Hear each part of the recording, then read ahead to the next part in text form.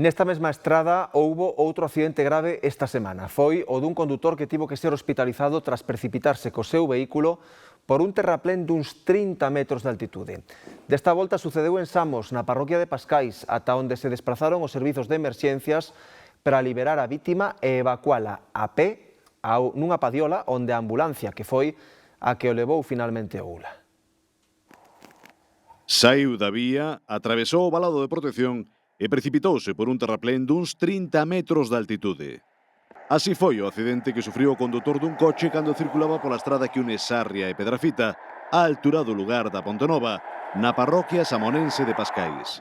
O chofer do vehículo que ia detrás foi quen alertou do acontecido. Superan por un grupo de chavales que houveron un accidente na Pontenova, pero foi máis arriba na Cueda, que a casi medio kilómetro de aquí, máis ou menos, xunto a unha área de descanso, que foi onde foi.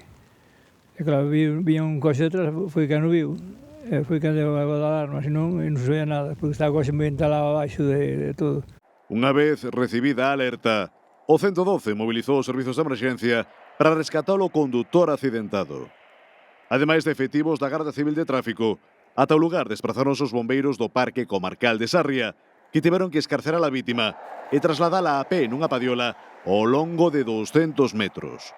Levarona ata un todoterreo tipo pick-up que trasladou o home onde unha ambulancia do 061 que agardaba ao pé da estrada. Veu xa tráfico, veu bombeiros, viñeron todos. Pero xa vir o momento de avisar ao 112, porque eu cando veu aquí xa era tarde, as 3:30 ou 4, cando todo se moveu aí.